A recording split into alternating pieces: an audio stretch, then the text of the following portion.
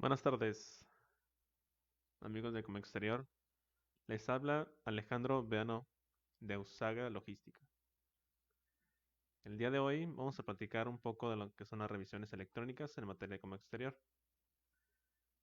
Muchas gracias a todos los que nos acompañan y a todos los que se nos estarán sumando en esta transmisión en vivo.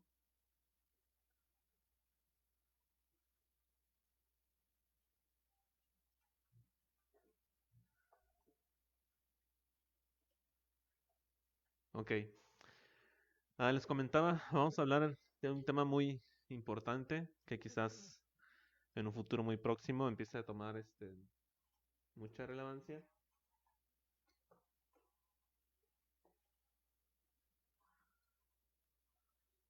como son las revisiones electrónicas o también podemos llamarlas auditorías electrónicas. Esto toda vez que, pues como todos sabemos, la situación actual, no solamente del país, sino del mundo entero, muchas autoridades han decidido o han optado por suspender sus actividades esenciales, me refiero a actividades del gobierno, y por lo tanto podemos suponer que en esta transición de las actividades del gobierno, pues pueda optar por ejercer algunas de sus facultades de comprobación a través de las revisiones electrónicas.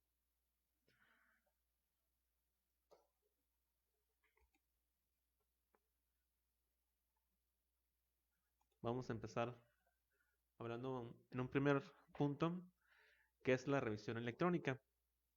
La revisión electrónica es una de las formas de las que tiene la autoridad para ejercer sus facultades de comprobación, que consiste en la revisión vía electrónica de la información y documentación que ya obra en poder de la propia autoridad fiscal.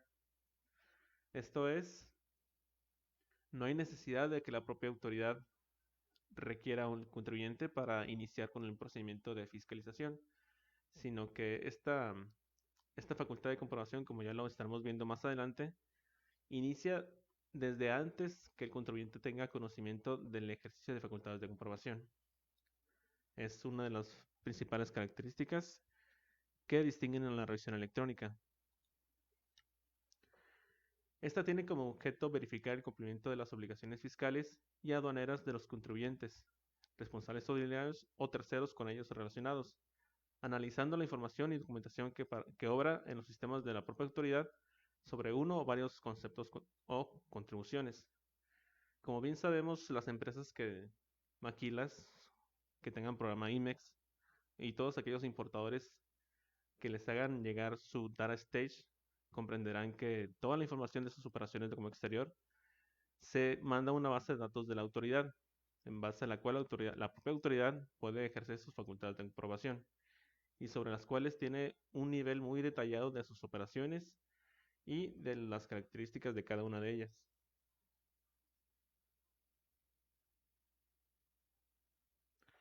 Igual vamos a tener la oportunidad de que nos hagan llegar sus preguntas o comentarios a través de la página de Facebook sobre el tema.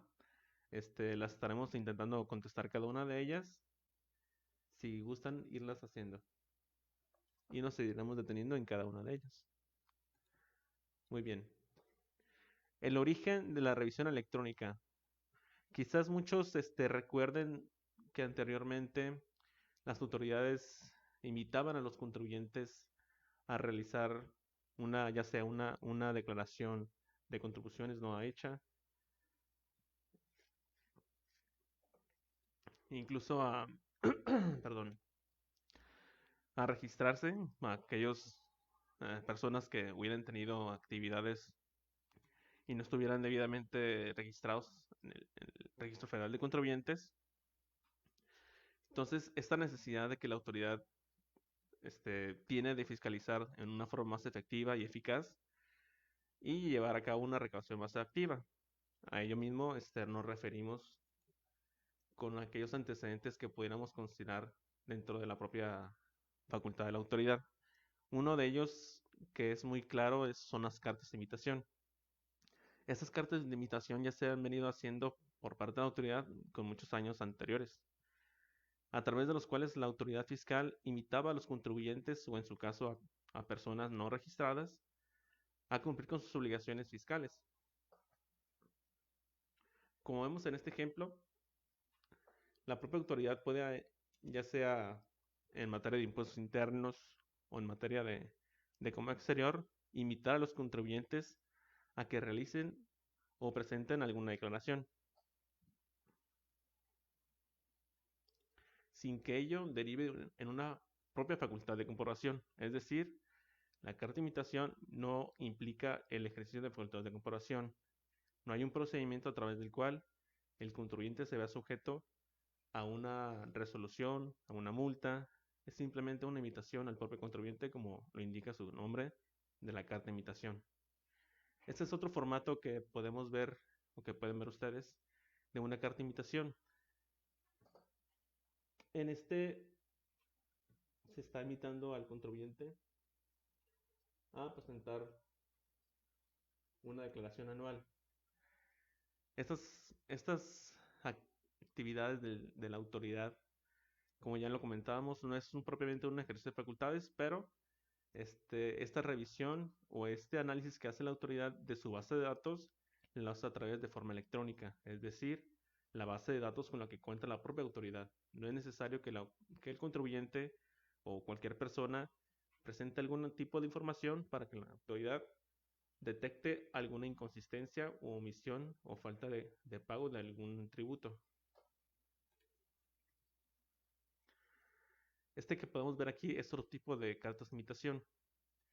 En este caso, la autoridad propone al contribuyente hacer el pago, ya sea de una contribución por alguna omisión a una declaración.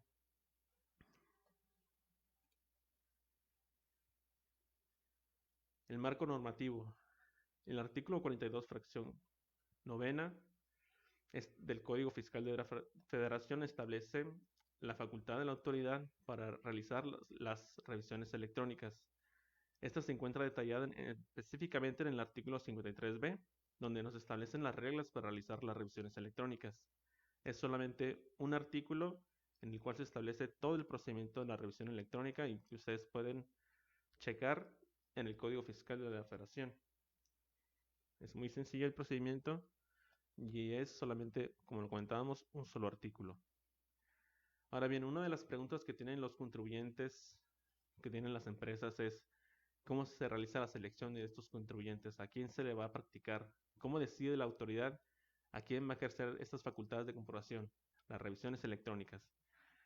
Este se basa en modelos de riesgo que tiene la propia autoridad, es decir, previo a cualquier facultad de comprobación, ya sea una revisión de gabinete, una auditoría que se haga a través de una visita domiciliaria. En la propia autoridad ya tiene modelos de riesgo donde los especialistas ya sea de comercio exterior o de impuestos internos realizan una revisión electrónica de las operaciones que han tenido los contribuyentes y posteriormente, detectadas algunas observaciones, se llevan a cabo estas auditorías. Es decir, hay una revisión anterior a que se dé a conocer a los contribuyentes a quienes se les va a practicar facultades de comprobación.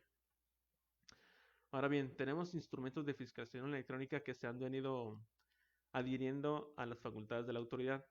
Dentro de ellas tenemos la e-firma, el buzón tributario, las notificaciones electrónicas, el CFDI, el comprobante electrónico, la contabilidad electrónica. En un futuro está por ingresar la manifestación de valor, aún no se decide todavía los formatos, perdón. También están las revisiones electrónicas de las que estamos comentando y un medio de defensa que es el recurso de revocación. Todos estos se llevan a cabo a través de medios electrónicos. Como bien sabemos, no se puede realizar algún trámite que se necesite hacer vía internet sin contar con una firma vigente. Asimismo, es necesario que todos los contribuyentes cuenten con un buzón tributario y para este procedimiento de revisiones electrónicas vamos a ver la importancia de las notificaciones electrónicas y el CFDI como instrumento a través de los cuales los contribuyentes dan a conocer al SAT sus operaciones, viene a formar parte de esa base de datos de la cual la autoridad no va a necesitar requerir a los contribuyentes para hacer la revisión de esta información, a través igualmente como en la contabilidad electrónica. Y la manifestación, ya enfocándonos a un tema de comercio exterior, es una información que va a ser vital para la autoridad para poder fiscalizar a los contribuyentes. La notificación electrónica. Como les comento, la notificación electrónica es muy importante conocer previamente a lo que es la revisión electrónica, toda vez que todo el procedimiento de la revisión electrónica se va a llevar en forma digital, para la cual la autoridad va a dar a conocer a los contribuyentes el inicio de este ejercicio de facultades a través de una notificación electrónica. Vamos a conocer cuál es el procedimiento de la revisión electrónica para entender la importancia de las revisiones electrónicas. Las revisiones electrónicas comienzan, como lo comentaba, con una notificación. La notificación electrónica previamente se inicia con el aviso previo. Este aviso previo lo lleva a cabo la autoridad a través del buzón tributario. Cualquier contribuyente que sea requerido o a través del cual se le notifique alguna resolución, algún oficio, a través del medio electrónico lo hace a través de los medios oficiales que la propia autoridad ha dispuesto. Y previamente estará enviando un aviso de que el contribuyente cuenta con una notificación pendiente, el cual estará en su correo y el cual los contribuyentes están obligados a revisar. Es una recomendación que los contribuyentes analicen y revisen por lo menos 2 o 3 veces a la semana para estar seguros de que no cuenta con alguna notificación electrónica dentro de su buzón tributario. El buzón tributario es la plataforma electrónica a través de la cual los contribuyentes se notifican los actos de las autoridades fiscales, ya sea en materia de impuestos internos o bien sea a través de algún acto de una autoridad en materia de comercio exterior. Abierto el documento a notificarse, se generará el correspondiente acuse de notificación. Es decir, como les comento, primeramente a la notificación le antecede un aviso previo, el cual el contribuyente es necesario que lo revise y posteriormente se generará la notificación electrónica. Los contribuyentes deberán cerciorarse de los términos bajo los cuales son notificados.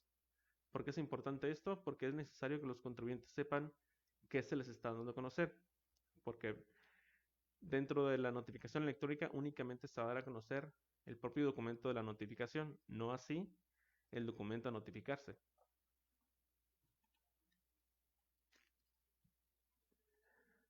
Este procedimiento lo vemos dentro del Código Fiscal de la Federación, en el artículo 134 y los subsecuentes, en el cual se establece que el procedimiento de la notificación se lleva a través del, como ya lo comentamos, del aviso previo y posteriormente el contribuyente contará con 3 días para notificarse, es decir, 3 días para abrir el documento de la notificación, el cual, una vez abierto, se tendrá por practicada la notificación. Dispone el Código Fiscal que en el caso de no abrirse el documento a notificarse, al cuarto día se tendrá por notificado. Y otro punto muy importante es a partir de cuándo se va a computar los plazos de esta notificación electrónica, el cual es como cualquier notificación, tipo de notificación que establece el propio Código Fiscal de la Federación, será a partir del día siguiente en que se genere el acuse.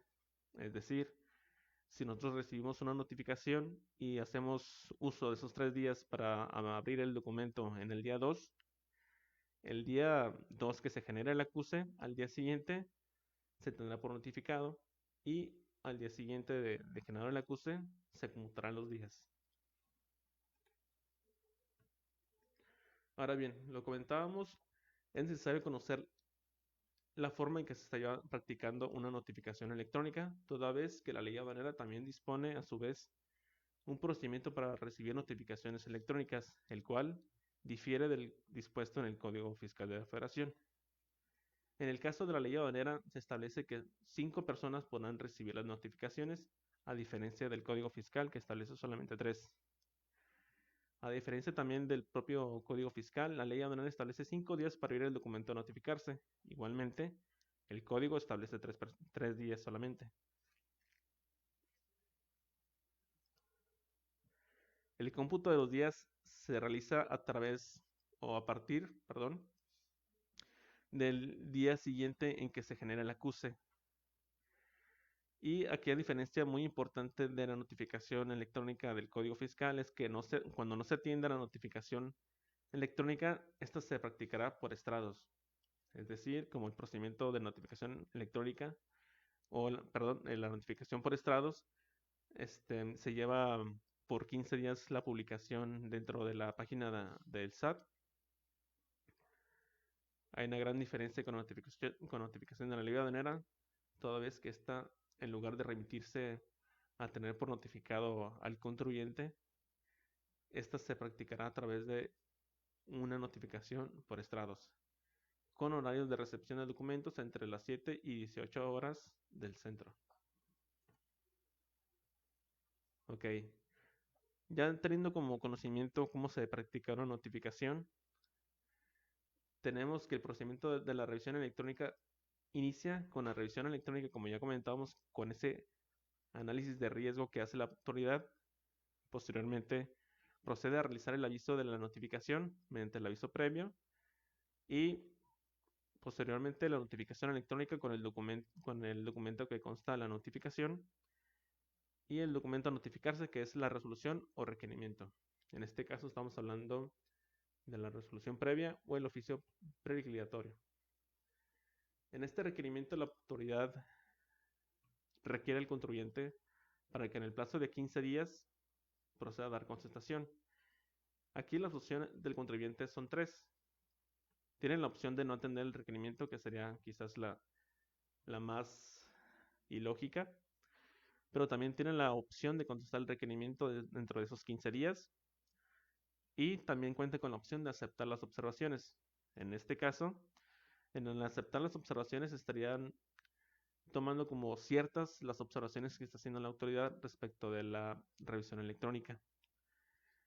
Si los contribuyentes cuentan con información que difiere con la información con la que cuenta la autoridad, o si cuentan con alguna documentación o información adicional que les ayude a desvirtuar las observaciones dadas a conocer por la autoridad, es importante que lo hagan dentro de los 15 días que tienen para hacerlo.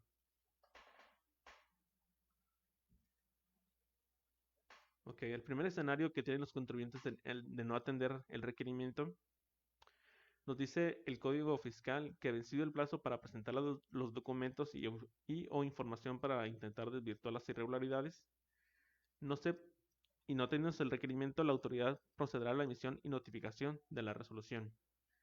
Esta parte del procedimiento ha ido modificándose a través de los años, tratando de perfeccionar el procedimiento de la revisión electrónica. Anteriormente, en sus inicios, la revisión electrónica nos señalaba que en el caso de no atender el requerimiento, la resolución provisional se convertiría en definitiva. Actualmente es necesario que la propia autoridad emita una resolución definitiva, no solamente quedarse con la emisión de la resolución provisional.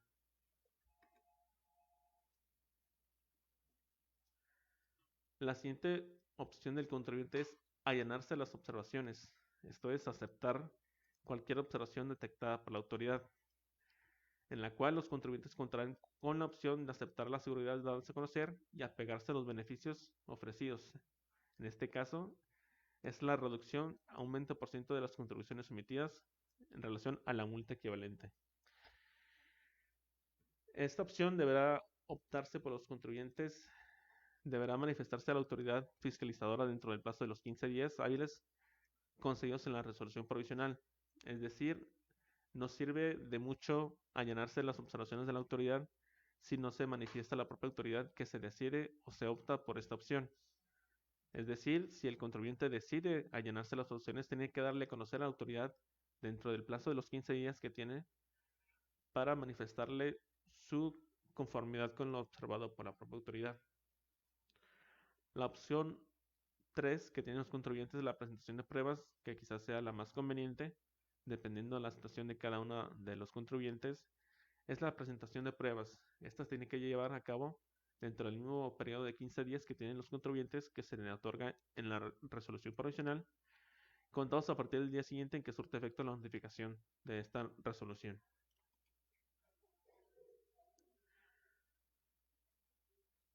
La valoración de pruebas. En este supuesto, una vez que el contribuyente opte por presentar información, la autoridad a la autoridad le corresponderá realizar la siguiente jugada. En este caso, la autoridad también podrá contar con tres opciones, ya sea la primera, formular un segundo requerimiento dentro de los 10 días en el cual el contribuyente ha presentado su información o documentación. La opción segunda, considerar que la información ha sido suficiente, la información proporcionada por el contribuyente. O la tercera, solicitar información a un tercero, que igualmente tiene que hacerse dentro de los plazos de los 10 días que tiene el contribuyente para presentar su documentación. En este caso tenemos un dato muy particular porque la autoridad se está limitando a un plazo solamente de 10 días para que el contribuyente aporte las pruebas. Por aquí quizás nos pueda salir la interrogante, ¿qué sucede en el caso de que el contribuyente, contando con 15 días, decide aportar información y documentación en el día 8 y posteriormente en el día 13 o 14, es decir, dentro del mismo plazo de los 15 días? En este supuesto, la autoridad, o mejor dicho, el Código Fiscal Código Fiscal de la Federación establece el plazo de 10 días en el que tiene que ser la decisión la autoridad de cómo va a actuar, ya sea generando un segundo requerimiento, considerando suficiente la información o solicitando la información a un tercero. Entonces aquí existe una pequeña laguna en la cual la autoridad se pone en un estado de quizás de desventaja con el contribuyente, porque les reitero, el contribuyente contaría con más de 10 días para presentar pruebas y la autoridad tendría que decidir, quizás sin contar con esa información con el contribuyente está dispuesto a proporcionar. El segundo requerimiento, ¿cómo funciona esta parte del procedimiento? Ya tenemos hasta aquí el procedimiento muy avanzado. Tenemos primeramente que, como lo comentábamos, el procedimiento inicia con la notificación de la resolución provisional o el oficio de preliquidación. Ahí, seguido de esto, el contribuyente decide optar por presentar documentación o información y la autoridad tiene que decidir a su vez, que es el supuesto que nos encontramos, de hacer un segundo requerimiento. En este caso, la autoridad tendrá que hacer ese requerimiento, como ya comentábamos, dentro de los 10 días y tendrá que darle o otorgarle al contribuyente un plazo de 10 días para que a su vez atienda este segundo requerimiento.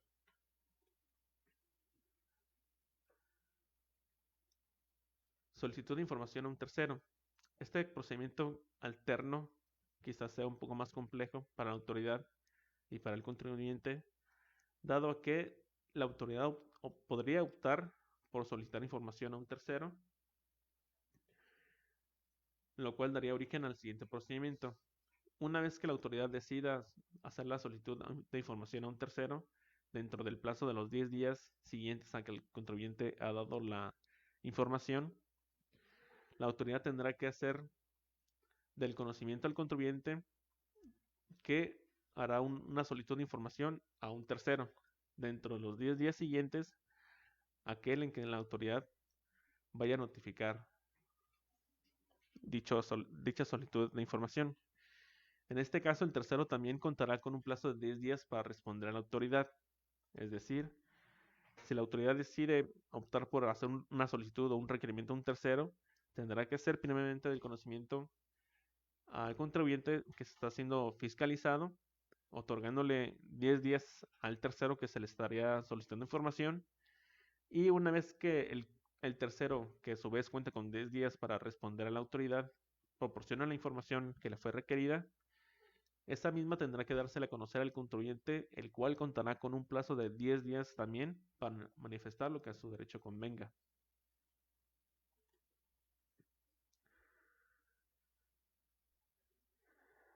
Pasado esta etapa de pruebas, de valoración de pruebas, nos encontramos con una resolución. Y aquí tenemos tres supuestos también. La emisión de la resolución se puede originar en tres tiempos. En el primero de ellos, cuando no se atiende el requerimiento, se procederá a emitir la resolución. Como ya comentamos en un inicio, uno de los de las opciones que tienen en este caso los contribuyentes es no atender la resolución. Y también comentábamos que anteriormente el procedimiento de la revisión electrónica establecía que la resolución provisional se convertía en automático si no era atendida en la resolución definitiva. En este caso ya la autoridad, o ya mejor dicho, el legislador, ha optado por establecer que en caso de que transcurran los 15 días que tiene el contribuyente para presentar pruebas o argumentos, la autoridad tendrá un plazo de 40 días para emitir su resolución a partir de que transcurran los 15 días iniciales. El segundo tiempo, el segundo momento en el que se puede considerar la emisión de la resolución es cuando analizada la información proporcionada por el contribuyente o tercero, se procede a emitir la resolución por parte de la autoridad. Y el tercer supuesto, como lo comentábamos también, una de las opciones del contribuyente es aceptar las observaciones dadas a conocer por la autoridad dentro del oficio preliquidatorio y de la resolución provisional, y se concluye el procedimiento con el oficio de regularización, es decir, el contribuyente se allana a las observaciones de la autoridad y ahí tendría la autoridad que emitir su resolución dentro del plazo de 40 días.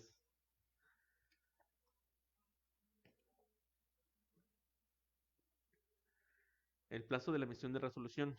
Como ya comentamos, el plazo es de 40 días a partir de los 15 días para contestar el primer requerimiento. Una vez transcurrido se tomarán 40 días la autoridad para emitir su resolución definitiva. También está el plazo que una vez transcurridos los 10 días para contestar el segundo requerimiento, contestado o no, la autoridad contará con 40 días para emitir su resolución. O en el supuesto tercero de que se solicita información a un tercero y una vez transcurridos los 10 días que tiene el contribuyente fiscalizado para dar a conocer o manifestarse lo que a su derecho convenga, también la autoridad a partir de transcurridos esos 10 días contará con el plazo de los 40 días para emitir su resolución. La conclusión del procedimiento.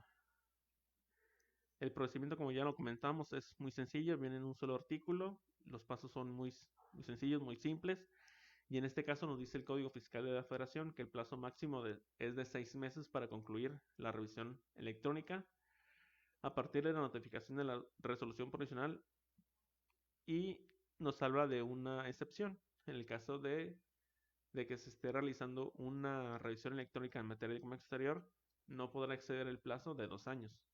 Esto es, para impuestos internos, la revisión electrónica durará un plazo máximo de 6 meses. En materia de comercio exterior, no podrá exceder los 2 años.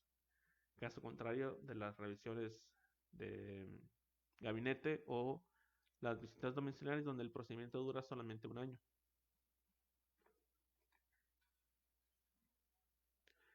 Ok, ¿qué podemos considerar dentro de la revisión electrónica que son los principales rubros fiscalizables por parte de la autoridad? Bueno, estos son sencillos. Los principales rubros que puede detectar la autoridad con el simple análisis de la información a su base de datos es los datos generales inexactos, la omisión de impuestos al comercio exterior, la omisión en retorno de mercancías, fracciones no sensibles no autorizadas y el valor en aduana de la mercancía. Estos supuestos, estos rubros son los más sencillos para la autoridad de detectar en una revisión electrónica y que pudieran generar a los contribuyentes grandes créditos fiscales, principalmente para las empresas IMEX. Uno de los principales rubros más sensibles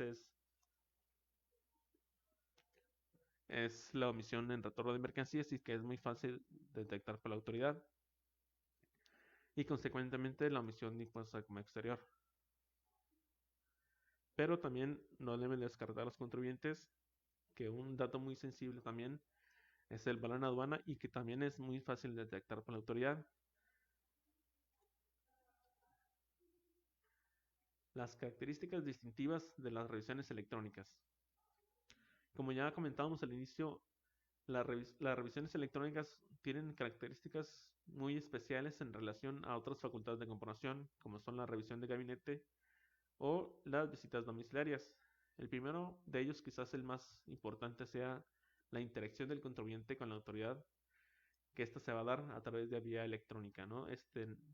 Y como lo comentábamos también de inicio, quizás sea una buena opción para la autoridad considerando los actuales hechos y realizar, en lugar de practicar las tradicionales visitas domiciliarias para ejercer sus facultades de comparación, realizarlo a través de esta otra facultad de comparación de la cual ya tiene tiempo, a la cual tiene a su disposición, que es la revisión electrónica.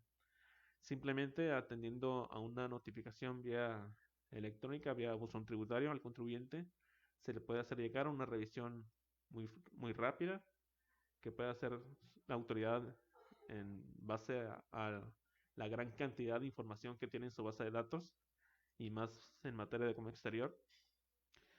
Otra de las características muy importantes de las revisiones electrónicas es los plazos más cortos para la conclusión del procedimiento.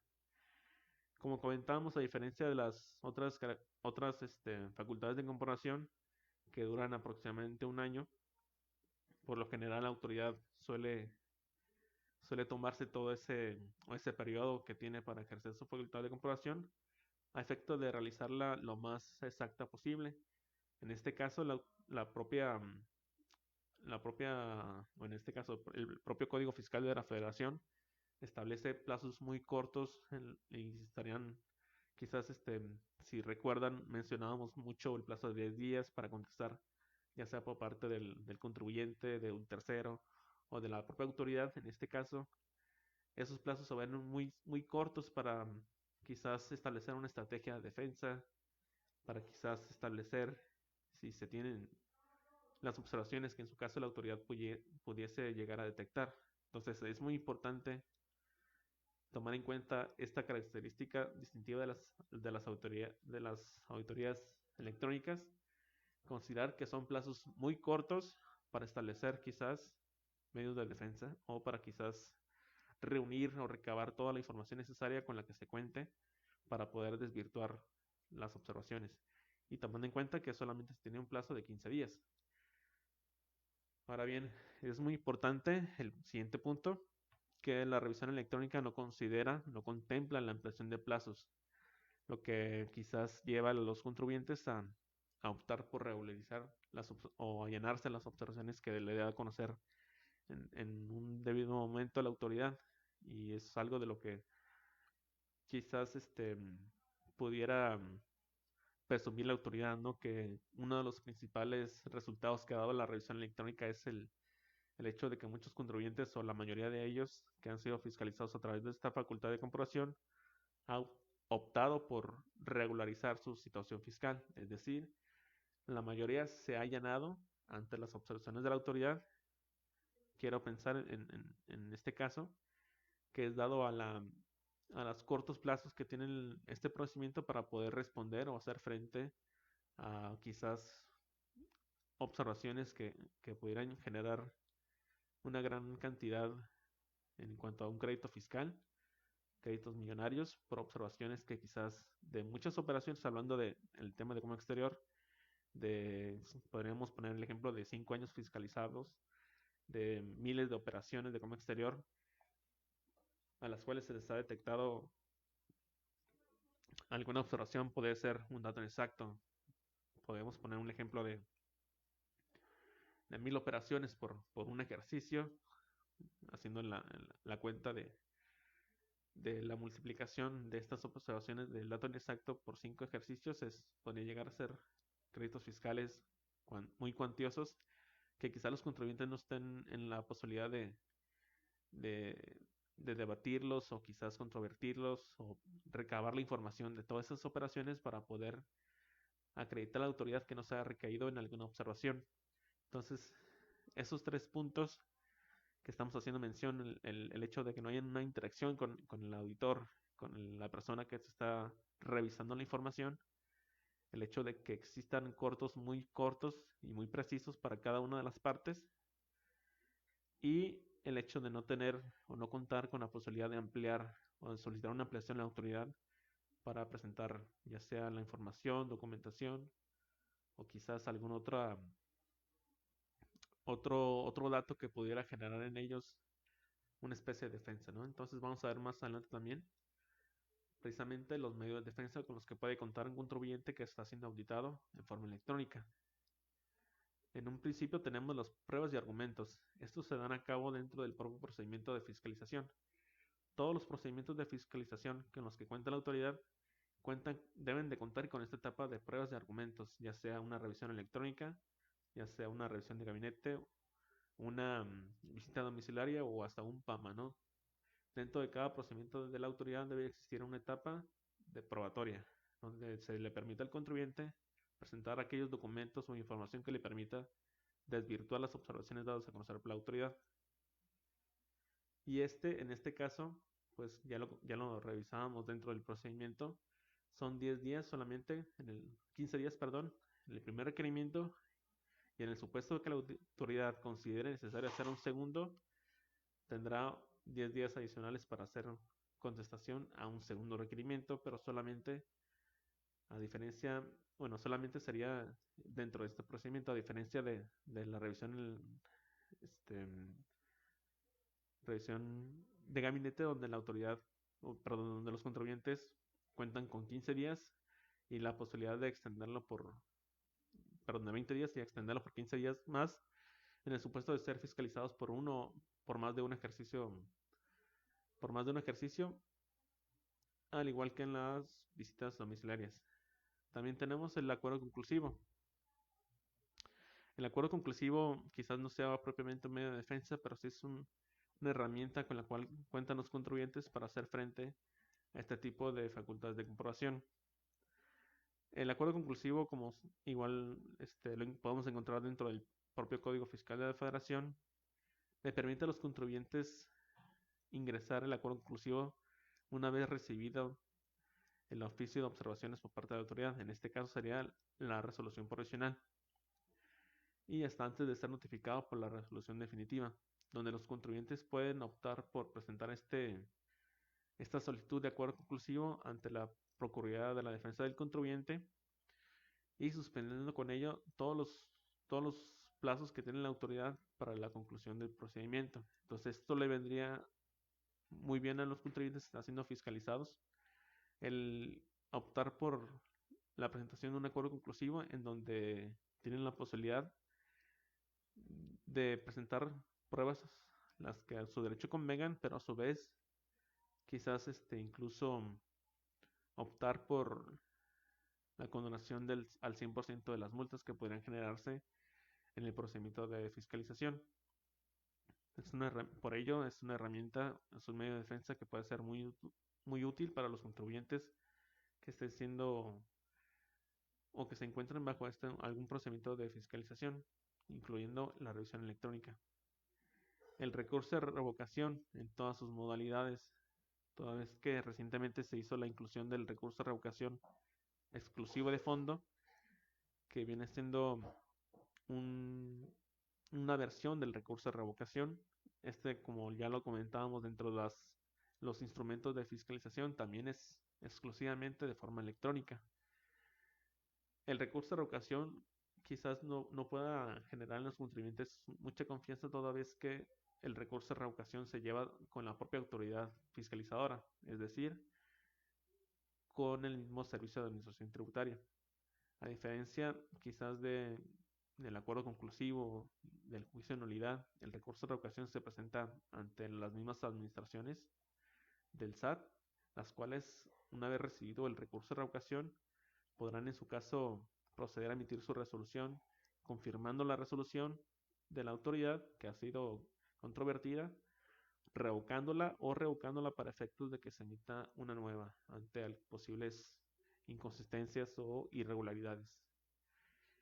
Y la ventaja que tiene el recurso de revocación, a diferencia quizás del el recurso más utilizado de los contribuyentes como el juicio de nulidad, sea que el recurso de revocación permite al contribuyente suspender el procedimiento administrativo de ejecución. Una vez que se emite una resolución determinante a un contribuyente, la autoridad puede realizar o dar inicio con el procedimiento administrativo de ejecución a los 30 días de notificada dicha resolución. Entonces, el recurso de revocación permite al contribuyente que ese procedimiento lo suspenda la autoridad hasta en tanto no se resuelva el recurso de revocación, permitiéndolo que así, si el recurso es favorable al contribuyente, nunca se hubiera ejercido sobre ellos el procedimiento de ejecución. Esto es el requerimiento de las obligaciones, un mandamiento de ejecución, el requerimiento de pago y posteriormente, a falta del pago, el procedimiento de embargo. Entonces, ese es el gran beneficio que le puede otorgar a los contribuyentes el optar por presentar un recurso de revocación. Y posteriormente se encuentra el juicio de nulidad. Como les comentaba, quizás el más optado por los contribuyentes, toda vez que, como el recurso de revocación es optativo y el juicio de nulidad sea su mejor arma, igualmente, dependiendo de la cuantía del crédito fiscal, podría presentarlo a través del juicio de nulidad, ya sea en su modalidad de sumario o ordinario. El juicio de nulidad le permite al contribuyente presentar ante el Tribunal Federal de Justicia Fiscal, anteriormente también y administrativa, presentar ante ellos una demanda de nulidad sobre la resolución que ha recaído el procedimiento de fiscalización en materia de revisiones electrónicas, en donde será una autoridad diversa al Servicio de Administración Tributaria que estará resolviendo sobre la legalidad de lo resuelto y de todo el procedimiento de la revisión electrónica de forma imparcial. Esto le permitiría al contribuyente quizás un mayor grado de confianza sobre la resolución que recaiga a este procedimiento. Y como comentábamos, a diferencia del recurso de revocación, el juicio de nulidad no suspende el procedimiento administrativo de ejecución, por lo cual se verían obligados los contribuyentes a los cuales se les determine un crédito fiscal el verse en la necesidad de garantizarlo a través de una póliza de pago, del propio pago del crédito fiscal, o quizás el embargo en la vía administrativa. Pero quizás lo más común o lo que la autoridad aconseja a los contribuyentes es a través de una garantía mediante una póliza. Entonces los contribuyentes, una vez garantizado el crédito fiscal, podrán acudir al juicio de nulidad intentando que se emita o a través de la demanda de nulidad, intentando se deje sin efectos la resolución, se declare su ilegalidad, o en su caso se declare la nulidad para efectos de que la autoridad emisora de la resolución proceda a emitir una nueva resolución en base a lo que pueda llegar a determinar el propio tribunal. Y por último tenemos el amparo directo. Es el último medio de defensa con el que cuentan los contribuyentes ante una resolución que pueda recaer al procedimiento de revisiones electrónicas. El amparo igual puede, una vez concluido el juicio de nulidad, verse en un sentido desfavorable para el contribuyente, verse la necesidad de meter un amparo directo en contra de la resolución que recae al juicio de nulidad, intentando revertir la situación del contribuyente para que el tribunal pueda, en su caso, emitir una sentencia favorable para el contribuyente. Nuestras recomendaciones para las revisiones electrónicas. Primeramente, quizás podemos hablar de una reacción. Estamos hablando de responder el aviso de notificación. ¿Por qué es importante la reacción? En nuestra experiencia hemos detectado que muchos contribuyentes no dan un seguimiento constante a lo que es las notificaciones a su buzón tributario. Por lo tanto, se están expuestos a un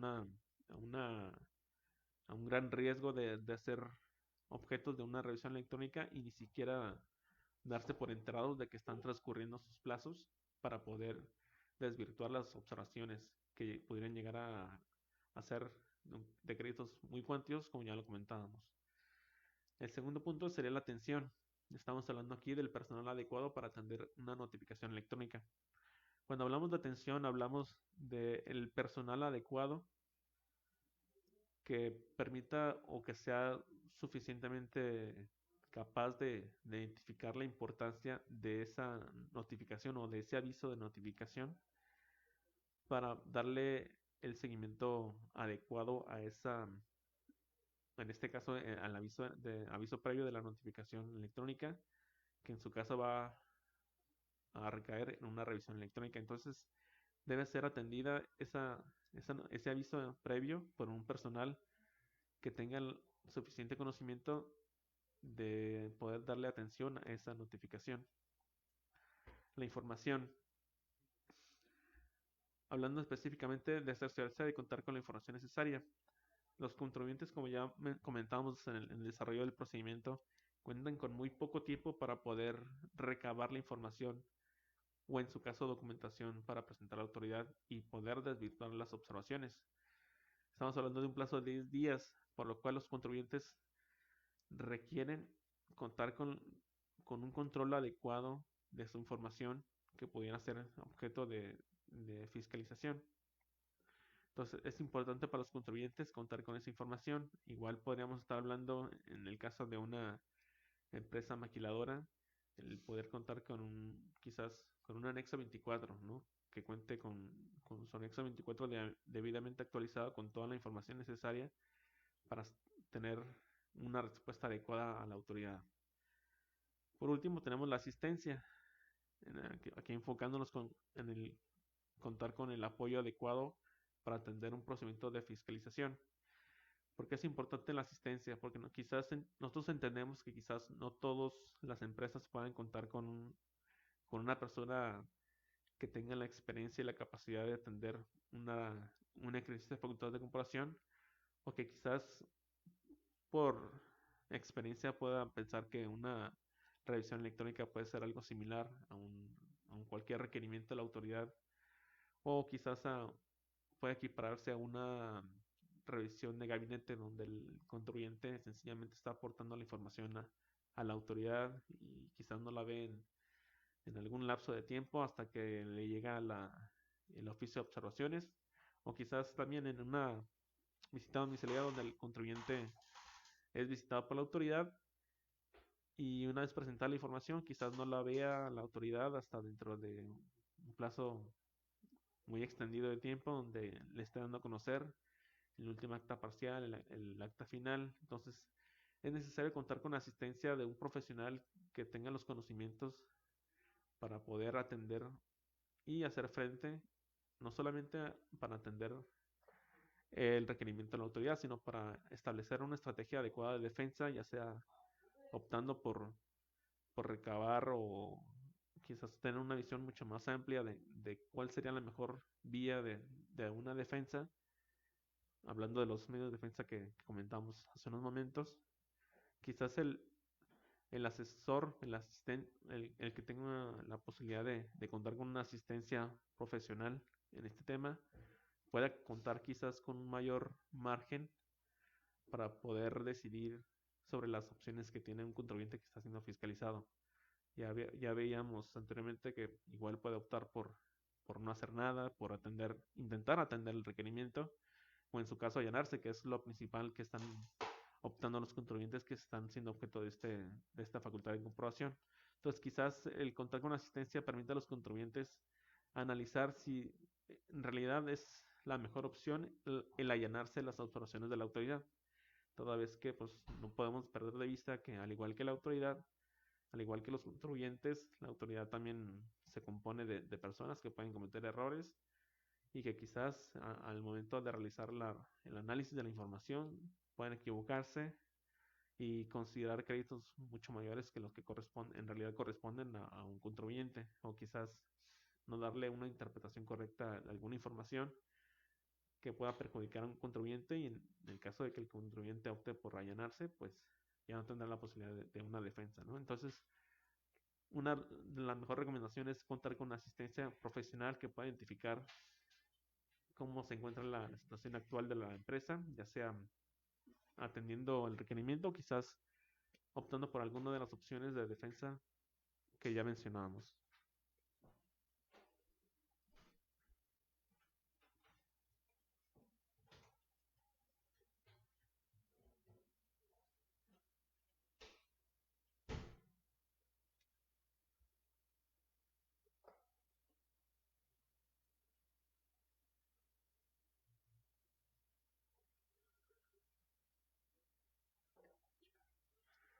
Bueno, para aquellos que nos están comentando que están teniendo un poco de problemas para escuchar el audio, me comentan que lo estamos revisando para poder resolverlo a la brevedad. Igualmente, si tienen alguna duda o comentario respecto a la presentación, nos pueden escribir a través de la página de internet.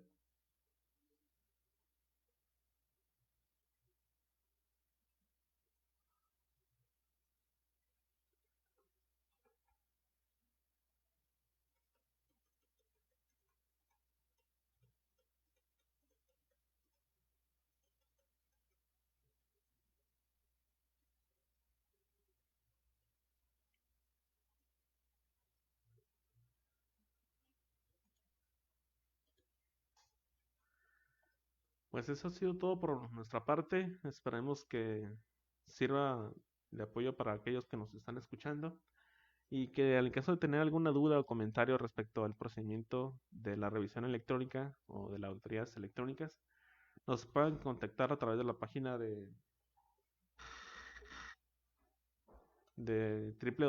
www.usaga.mx o bien a través de los teléfonos que tenemos en pantalla, el 664-647-5466, con su servidor Alejandro Veano, quien con mucho gusto podrá atenderlos y con suerte sacarlos de sus dudas, ¿no?